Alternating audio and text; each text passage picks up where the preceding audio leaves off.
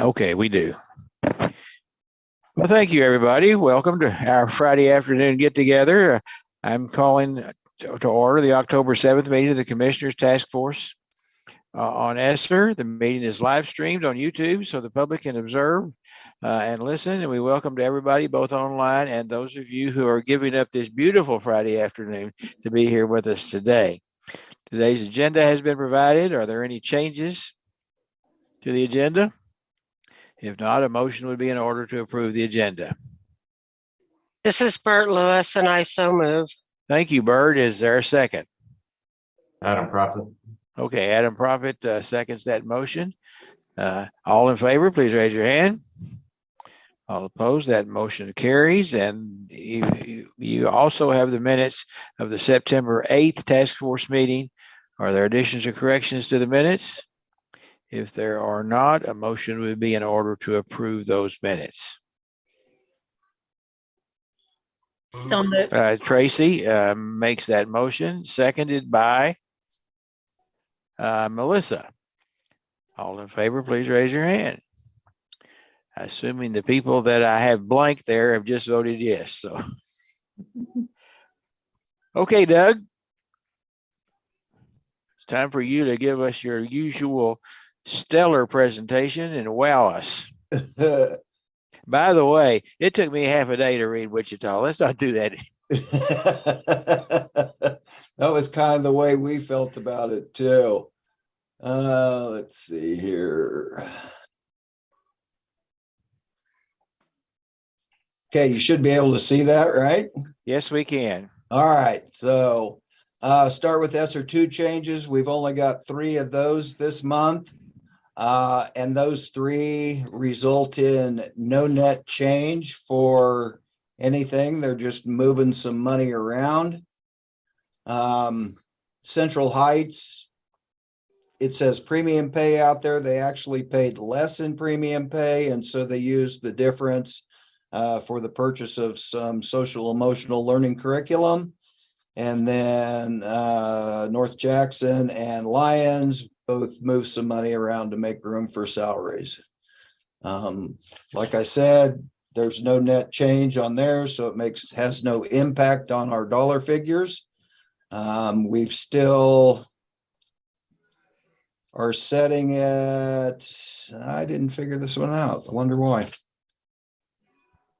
We're above 70% anyway, as far as teaching and learning goes. We've got $4 million left that has not been earmarked for anything with all the districts. Of that 4 million, around 3 million of that is about 6 or 7 districts is the bulk of that, 3 of the 4 million, and then the other million is spread out amongst quite a few. So it's just small amounts. As of last Friday, they have 1 year left to encumber that, and so by next September 30th, Sr2 will be done with it. All the funds need to be encumbered and liquidated by December of 23. So districts need to be working on that, getting those funds used up, as we did with the CARES Act, which was Sr1. That expired last Friday. That was the end of 2 years for that. So it's hard to believe how fast time goes, but the 2 years for Sr1 was up. Our team made a lot of phone calls to districts to make sure that the last remaining dollars of that were encumbered prior to that September 30th, so that we didn't have to send any money back. So we'll do the same thing with Sr2, but just wanted to make everybody aware that we are now down to less than a year left for Sr2. And so do I hear correctly that Sr1, there was no money left on the table? No money left on the table. And right now there's $4 million left on the Sr2 table?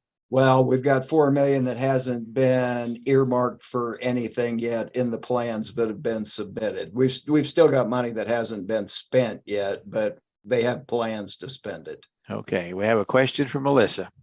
Thank you, Mr. Chair. Doug, I just wanted some clarity around the relationship between that report you just gave. And the EANS funding, because I know the EANS it has to flow through the school district. So does that have anything to do with the 1% showing as not yet allocated or not? No, the only private school money was in ESSER 1, where the districts, much like they do with Title I, have a proportional share that they had to determine and provide for the private schools if they needed certain services or supplies or whatever that might be. For ESSER 2 and ESSER 3, that's where EANS 1 and EANS 2 comes in. The private schools had their own funding for ESSER 2 and for ESSER 3. So the districts aren't responsible for providing any services to the private schools for ESSER 2 and 3. So that is all public money in that 4 million. So the plans that you all approved for the spending of EANS 1 and EANS 2, that was strictly private school money. Does that answer the question? Okay. Okay, thank you. Any more questions about the pre-read? If not, a motion would be in order to approve the request for ESSER 2. Oh, sorry, let me. Adam Prophet, so moved. Adam Prophet makes that motion. Is there a second? Bert Lewis, second. Thank you, Bert. I need further discussion. If not, all in favor, please raise your hand. All opposed, motion carries. And let's continue, please.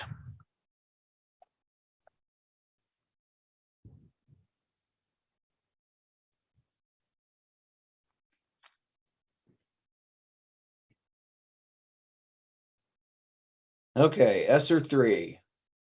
So this month we've got 2 more of those provisionals that they got the narratives ready to go. And so we're moving those on, releasing their funds.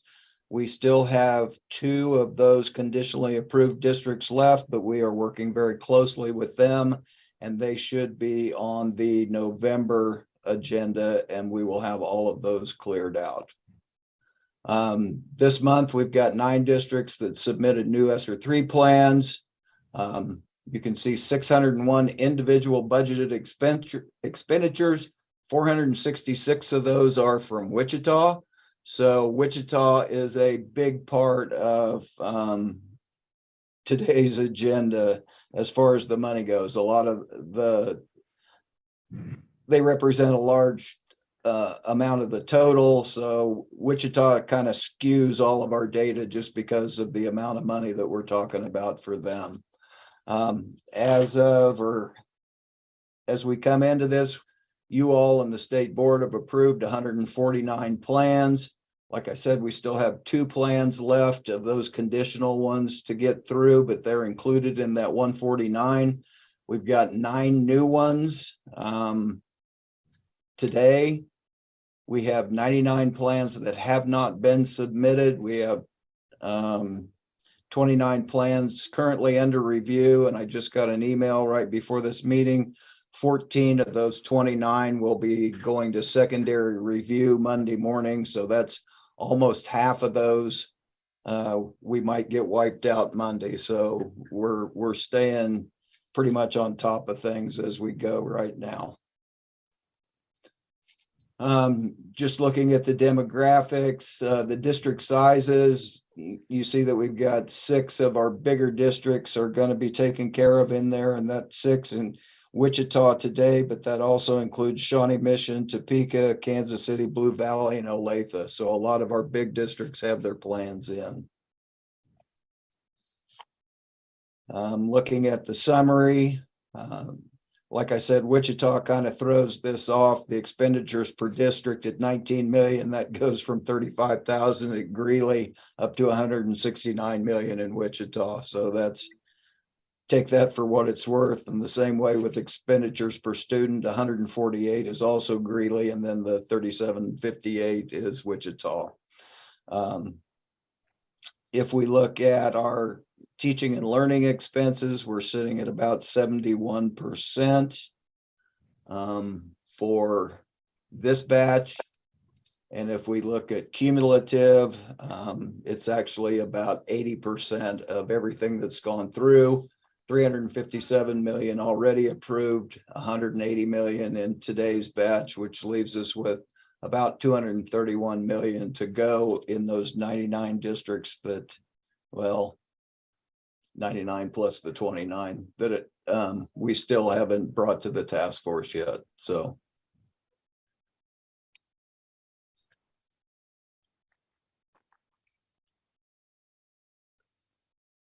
Any questions? I keep getting still occasional question about the collaboration part. And I want to preface this by saying that I think that people are doing a really good job. And I'm not criticizing anybody, because I think that I'm real pleased at how thorough a lot of things are, but I still get the question occasionally about the quality of the collaboration. And I probably asked this question before, but I'll ask it again. What sort of advice are we giving school districts about the importance of that collaboration? And whenever the federal government reviews these cases, do they review that as part of the process? That could be part of their review, and they would ask for the district to provide some type of documentation to show that these collaborations actually took place. We are pushing the districts when and many of the questions that you all have asked in these meetings about what the survey was like, who responded, how many responded. We ask those same questions to the district as we're reading their narratives. But at this point in time, once we ask the questions and they give us the answers, we're going with assuming that they are telling us the way it was. The monitoring piece and checking up on that will come later. But right now, if we ask the questions and they provide an answer, we take them at their word. Okay, thank you. Any other questions?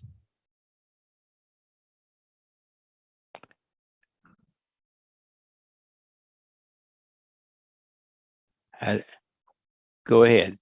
Okay, so then we've got 7 Sr2 change requests. Cheyenne, Bonner Springs, and DeSoto, all using up a little bit more of their allocation. Cheyenne for premium pay, Bonner Springs letters training, DeSoto premium pay. And then Golden Plains, their HVAC project, they got all of their paperwork and everything done, so that's ready to go. So that used up the rest of their allocation.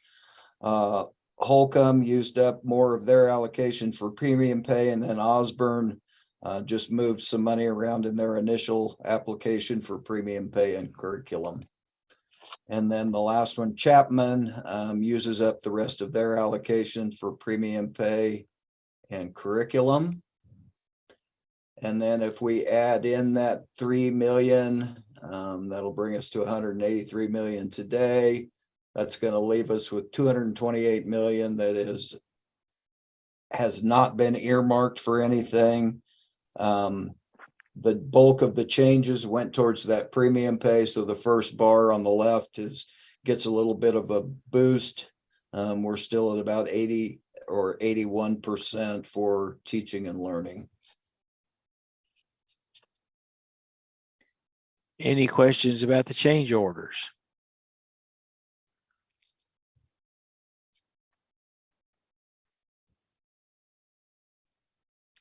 Seeing none, I assume this is time to vote. Yes. Mr. Chair, this is Melissa. Yeah, I go ahead. would Yes. move approval of the slate of recommendations for Sr2 and the changes as presented. Thank you very much. Is there a second to that motion? I see Tracy's shaking her head. I assume I'm going to call that a second. Any further discussion? If not, all in favor, please indicate by raising your hand. All opposed? Motion carries. And anything else, Doug? Yep, got one more or a couple of more things. So last month we talked about whether we should put a deadline or we should make a recommendation for a deadline for ESSER3 applications. So we are suggesting that we get most, if not all, of the plans submitted by the middle of December. If we have them all by the middle of December, we think that we can have all of the plans go before you and the state board by the middle of March, which leaves about a year and a half then to execute their plans before September 30th of 2024, which is the last day to encumber any of those funds. And then they will have until December of 24 to liquidate those funds. Of course, they can continue to submit change requests throughout that period. But at this point in time, if anybody has a big project that they want to do, those plans need to be in now, because those take a little bit longer to process. There's more paperwork involved, different hoops to jump through. So if anybody has a big project, those need to come in now. We would hope that they don't all wait until December 16th to submit, because that would overwhelm us for a little bit. But as long as they kind of trickle in between now and then, we think we can have everything done by March. So that gives 3 months to do that, if that's the deadline. Yeah. Basically 2.5. Those of you that are school administrators on this team, do you see any problem with that?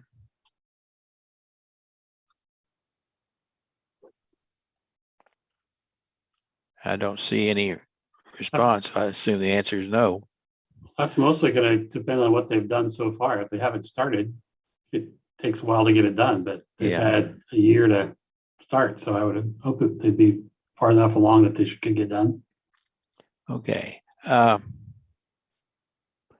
the next question is, who has the authority to make that deadline? Is it us? I mean, is that something? Who set the deadlines for ESSER1 and ESSER2? Well, for ESSER2, we set the deadline because of the way the funds were rolled out and when they were going to expire. And so we had to have a hard deadline on those to make sure that we got their plans approved and we got their money to them before the end of December, otherwise it would go back to the feds.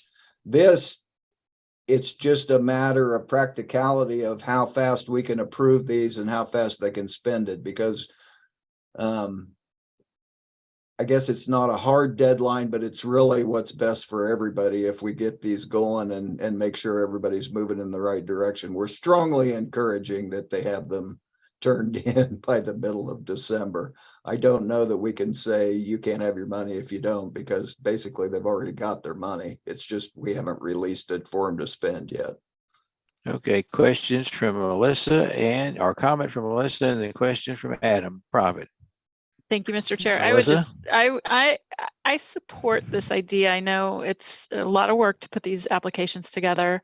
They have had quite some time to do it already. I think it's prudent for districts to put that plan on the record. There still is plenty of time to spend the funding, but you know, there's chatter from time to time federally about recouping some of the pandemic relief funds and redeploying for other reasons. I just think if there are plans approved and in place, it's a much better proposition for districts. So I would support this. Thank you, Adam. Yeah, thank you, Mr. Chairman. And Melissa, I agree wholeheartedly. I think having a plan for the money and having it obligated reduces any risk that might be out there. I think the risk is reduced quite a bit from where it was a while ago, but still good practice to get it out there. My question is do we have a list of the schools, or can we start reviewing a list of the schools and how much they have remaining. That might put a little pressure on them to, kind of have on that splash on the screen that at our next meeting, which school districts haven't submitted anything for ESSER 3, and we can reach out to them individually and encourage them to get that in by December 16th. Yeah, our team has that list that would be pretty easy to pull and you would like that to be part of the pre-read for the next meeting? I think so. It'd be Or helpful to even identify, before that. how many districts and how much it is for each district, just a little more transparency on it. So we could put that list together and get that out to the task force by next week, I would assume, instead of waiting until the November meeting, if you'd like to have it to start putting a bug in people's ear. Yeah, I can't see how that would hurt anything. I think that would be appropriate to do that. Okay, just to give them cover, then why don't we, I'm going to suggest that we vote to approve this deadline to be presented to the State Board of Education, and that way it will be, it won't be something that that the people that are working in the department who get a lot of complaints anyway, I'm perfectly willing as a member of the State Board of Education to take that responsibility. So I would recommend that we do that. Was your hand up, Bert? Yes, Chairman Porter, I so move that we set a deadline of December 16th to have the ESSER 3 plans in progress to the State Board, to the State Department. Thank you very much. Is there a second to that motion? Janet Waugh seconds that motion. Any further discussion? If not, all in favor, please raise your hand. All opposed? It appears that that motion carries unanimously. I don't see any other questions. Does anybody else have anything to say before we adjourn? Chairman Porter, we did want to put one more thought out there that as we look at putting a deadline on these and hopefully having them all approved by March, then what is the task force feeling about continuing monthly meetings, or would it be appropriate to have them less often once we have all of the plans submitted? It would just be changes from then on.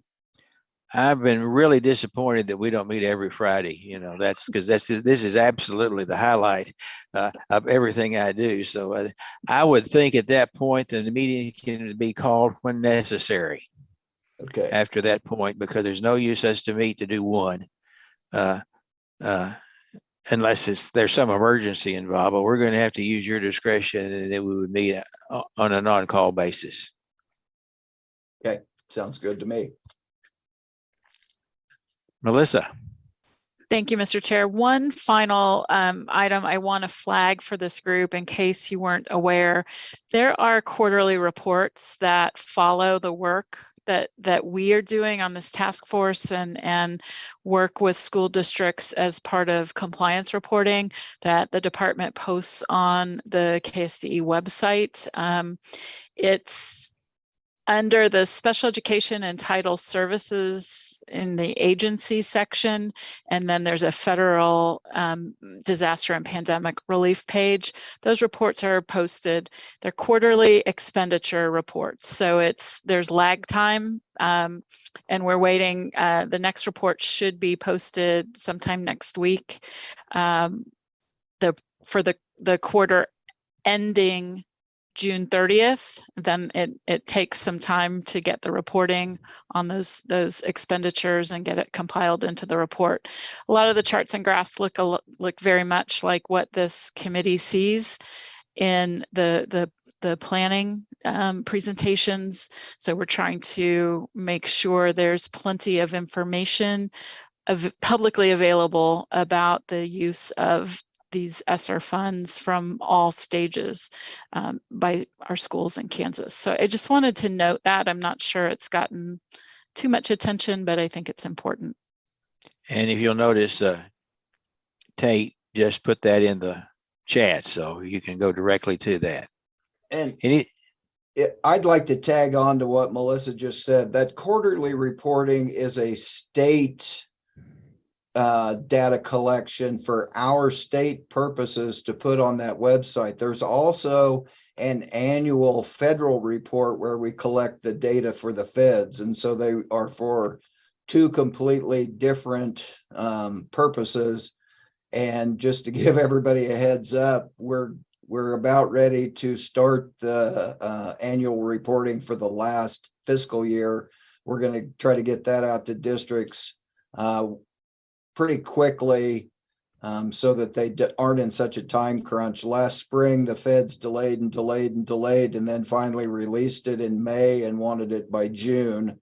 And so this year we think they're going to use the same questions, and so we can go ahead and let districts start working on that early, so it's not part of their end of year reports that they're already filing. But that is going to be coming out. I think we're going to start training the 1st of November for that. So just to give everybody a heads up on that one. Well, thank you very much. Anything else from anybody? Well, enjoy your weekend, and we are adjourned.